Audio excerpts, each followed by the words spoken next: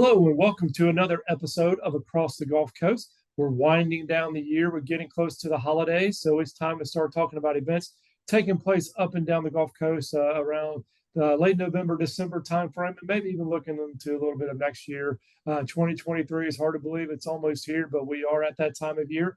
And we're going to start off in Okaloosa County. We're going to start off with United for a Good Cause. They're a familiar group that's been on this program several times before, and they do a lot of great things in the community. And here to talk to us about some of the things that they're doing the latter part of this year is David Triana. David, thank you so much for coming on the program today. Thank you, Cam, for having us. Thank you to Cox for having us also here in the program and talk about United for a Good Cause. Absolutely. Well, let's start there. Let's start with United for a Good Cause and some people that might not be familiar with your organization and what you guys do in the community. Kind of give us an overview of your mission here along the Gulf Coast. Well, our primary mission is youth. That is the bottom line. And what we do as far as events, whether there's the charity events that a lot of people know us for, the Christmas Fiesta, which we'll be talking about, and the other events like the Youth Leadership Conference, all focus on the area's youth, and that's regional.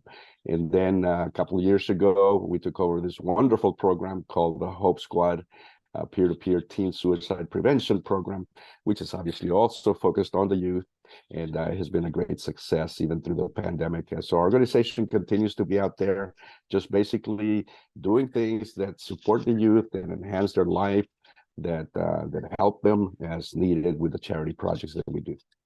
Yeah, you guys have done a lot of different types of events throughout the year in Fort Walton. Usually, I believe at Okaloosa Island, at the convention center there on the island, a lot of fiestas, a lot of opportunities for people to get involved and celebrate.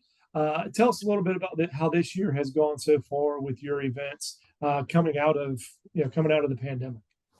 Well, Hope Squad is the one program that obviously we do on a daily basis, thanks to the great work that Peggy Brockman, our executive director, does, and all the team that is directly involved with the Hope Squad program.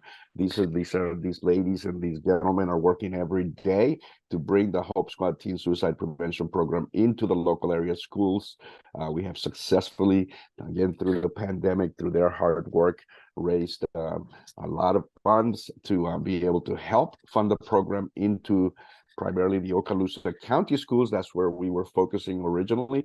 But then the program is so great that a lot of other areas looked at it and they go, we would like to have that one. And sure enough, Escambia County came in with a wonderful grant from their Impact 100 organization over there, and a couple other entities that donated money to help us implement the program in Escambia County, and then now Santa Rosa County, Walton County, and other counties are next. So on a daily basis, that is the one program that Peggy, her team, and all of us that are overseeing what's going on are concentrating on.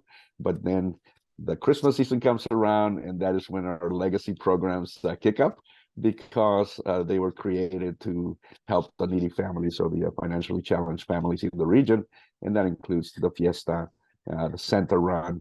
And then we also have the Youth Leadership Conference, as you know, Cam, that your company has always supported. And I just want to say that Cox has been one of the main supporters of United for a Good Cause, and critical in us being able to do all these programs. And the Youth Leadership Conference was also very successful this year.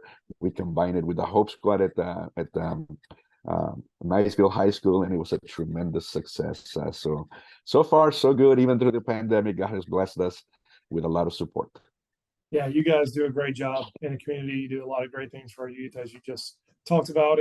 And yeah, I like to remind Peggy that we were on a call with her recently, and I had my daughter in the car as I was taking her to school. This was during the pandemic because she couldn't ride the bus. I had to take her to school, and she heard Hope Squad, and she said, "Oh, we have that at my school. I know people on that." So she was really excited to hear that. So the word is definitely getting around about Hope Squad, and the kids know about it. So that is great work that you guys do. So thank you for that. Thank you for sharing that with us. But you talked about the Christmas Fiesta and everything about the kickoff for the holiday season. So let's transition over to that. Tell us a little bit about this year's Christmas Fiesta. The Christmas Fiesta this year is scheduled for the 18th of December. And we have made an agreement with the Northwest Florida Fairgrounds to just do the whole thing there. For the last 2 years, we had to do the pandemic adjusted version of our fiesta, which entailed a drive-through concept because everything, with the pandemic, not being able to bring a lot of people together in one venue. That was hugely successful. We had over, I think, 2,000 each year that came through on a drive-through format. But the original concept of our Christmas fiesta has always been to be an indoor, full family fun event that includes magicians and clowns and activity tables. Just a one day of allowing those families to just have a great, wonderful time together in a time where the different agencies, the volunteers, us as the organizational leadership can in a personal basis serve these families through the fiesta itself. So 18 December, 1 p.m. through 6 p.m. at the fairgrounds is when it's going to take place, and it's going to revert back to the full fun family event indoors for all the kids to just have a great time, dance and contests and clowns and magicians, as I mentioned. And sure enough, Santa and his elves with hundreds of toys. We expect, again, over 2,000 kids and families. And the main thing about it is thanks to the generosity of companies like yours and others, the sponsors and the donors, everything is free. And this is for financially challenged families primarily. Yeah, you can't beat that. Free Can't beat event it. for these families so these kids can enjoy the holidays and get the visit from Santa and That's get something right. from Santa. So that is fantastic. So December 18th at the fairgrounds. So definitely look for more on that. But a couple days later, you guys have another event taking place, Yes. right? Tell us about that one. Yeah, another point that I want to make real quick, Cam, for the fiesta itself, it is from 1 to 6 p.m., but from 1 to 2 p.m., only special needs families will be allowed to come in.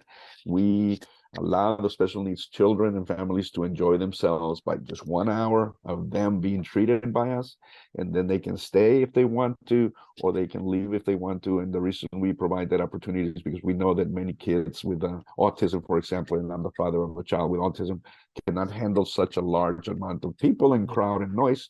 And so the families have a chance to leave if they want to or stay. It is up to them.